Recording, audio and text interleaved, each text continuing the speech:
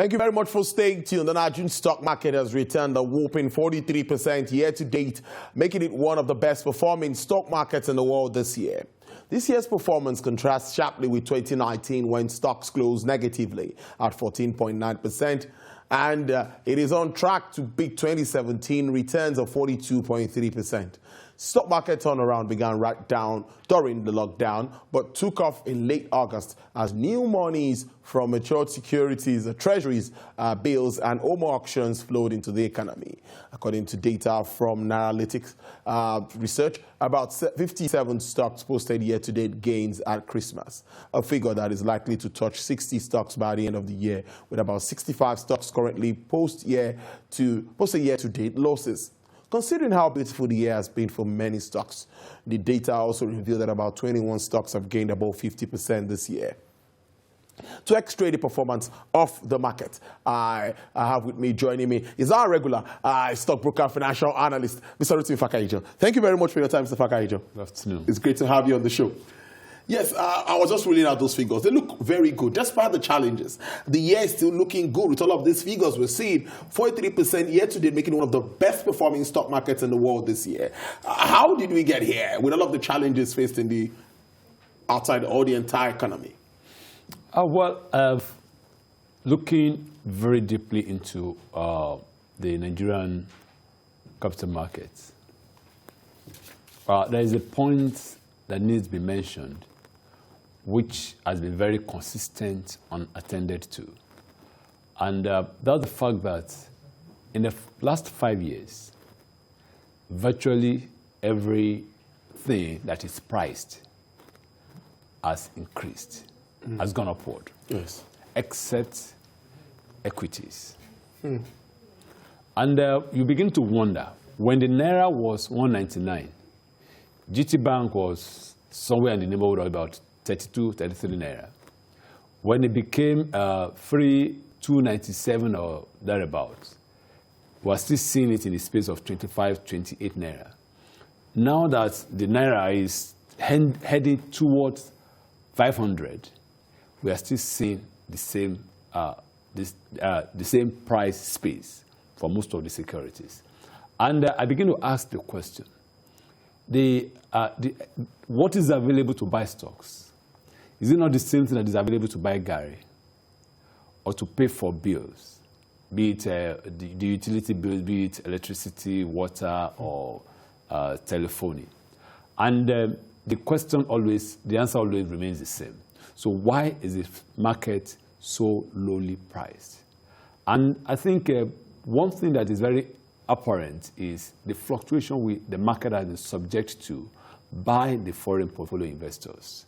They cause, it always bleeds my heart that we open up our system, they come in at will, they leave at will, and they leave a hole in our economy.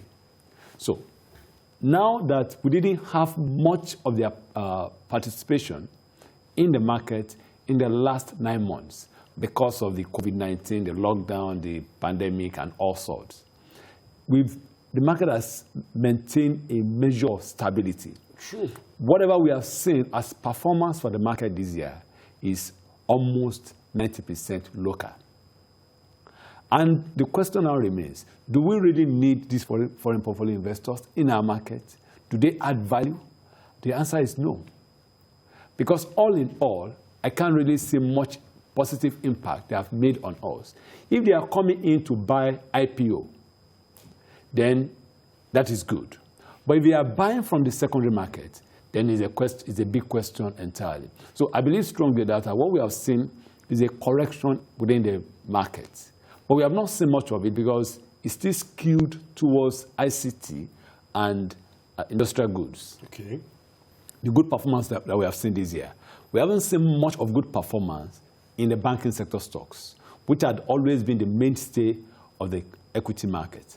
Now, looking at it in another vein, these banking sector stocks are stocks that have consistently paid dividend in the last 10 years.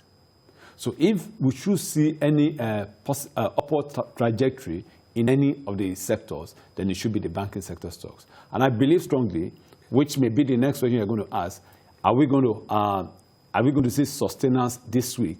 Then the answer definitely is yes.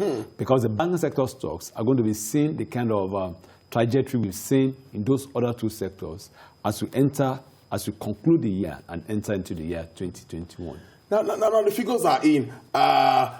Tuesday's trading close positive. All share index is up 0.80%. Top gainers: Boa Cement, Zenith Bank, Access Bank, NPFM, Credit Finance, Microfinance Bank, I guess, NEM. Top losers, we have CAP, Flour Mills, Guinness, Guarantee Trust Bank, and ITN Cocoa. Now, 0.80%. What do you make of this? It's not. I thought it was going to be. We're going to be getting something more than this. To me, I believe more in a steady upward movement than for us to just a 3.0, a 4.0% that won't be sustained. And the next day, everybody comes out and say they want to take profit. But when the trajectory is consistent, then there will be sustainability. Now let's look at this issue of unclaimed dividend at setting up a committee to look into all of this. We've had issues around unclaimed dividends before now, but now setting up a committee, how would you react to this? Your players at the exchange, what do you see happening in this line? Well, the good thing is my colleagues, virtually all of us, are seeing it in the same light. Chairman of Association of Securities Dealers of Nigeria, which is Mr. Iwago, has consistently maintained that there is no need to have a trust fund for unclaimed dividends. The president of Chartered Institute of Stockbrokers, Mr. Tunde Amolegbe, has also maintained the same stand. And now, why should government meddle in this kind of situation? There's absolutely no reason. Because unclaimed dividend belong to investors who willingly put their money into the equity market to invest for the future. Now, if for one reason or the other they are not maybe one hitch or the other, they are not accessing that which is due to them yet, there is absolutely no reason why government should be thinking about conversion in whatsoever name that I want to give to it, in order for them to be denied access to it later. Because there is no way there won't be encumbrances. The moment government steps in, the moment you have a trust fund, there won't be a free flow as we are having it right now. Somebody who invested has not claimed dividend for the last 10 years. All you need to do presently is to walk to the registrar and fill the e-dividend mandate form and notify them that over the years you have not, then the system will update, of course, and pay you all that is due. And they so much do it in such a way that for each year it will be dropping on your account. So that even if there is anything that is seemingly inconsistent, you can always pick it out. So the system is very transparent, as it were. So government has no business at all to set up a trust fund to come and manage unclaimed dividend. What they should be thinking is a collaboration with the capital markets in such a way that investors getting their unclaimed dividend will be much easier than what we are seeing presently. We've seen the evolution of BVN, which makes identity to be more transparent than what it used to be. So now, if you have a BVN, it is verifiable by any system that have access to NIBS. Now, if in that space, they should ensure that anyone having unclaimed dividend, there are some that unclaimed dividend is just about 300 naira, 150 naira. You won't expect such a person to travel all the way from Ondo State or from Kano in order for them to go and start processing. So what should happen is encourage more people and make the system seamless in such a way that it will be very much easy for them to be able to do what they have to do. By the time people begin to see unclaimed dividends, receive it in a seamless manner, then definitely more interest will work stronger for them to participate more in the market. And that is when we can only see growth. And as long as we have the system that we have right now, for any IPO to succeed, it's going to be extremely difficult. So we need to look at that, because in the last 3-4 years, the capital market has not been performing its right function. The capital market is supposed to be for capital formation. you want to set up a company, or you have an existing company and you want to raise more funds, the capital market should be the basis. And for the fact that we have allowed the Nigerian mindset to overshadow the market, which is always short-term. And that is what has made us to really, for confidence to be lost in the market the way it has been. But for me, I believe strongly that there could be a better management of unclaimed dividend than government getting involved and setting up a trust fund. Hey, well, indeed. I was reading through today and I also look at activities playing out in the bond market, treasury bills, and all of that segment of the market. Can we go through that also as we also move to the end of the year? What are your expectations in that side of the market? Well, I think the rates or the yields are not anything to go by. Not because investors' mouths have been so much watered. And now for them to be getting less than 1% for an investment of 365 days, wow, is quite something that they will not It is. So it's quite a different ball game now. So I believe that we are not wishing that the government should start raising up rates for treasury bills or for bonds or other fixed income securities. But the most important thing is, let us see this as having come to stay. And there is a way that it can flow into other sectors of the economy that it can actually prompt growth and development. And that is exactly what government should concentrate efforts on. So for the bond market, they had it all good in years past. But when you look at developed economies, we are just arriving at the rate at which they are operating. So there is nothing extremely strange in what is happening in the fixed income market for now.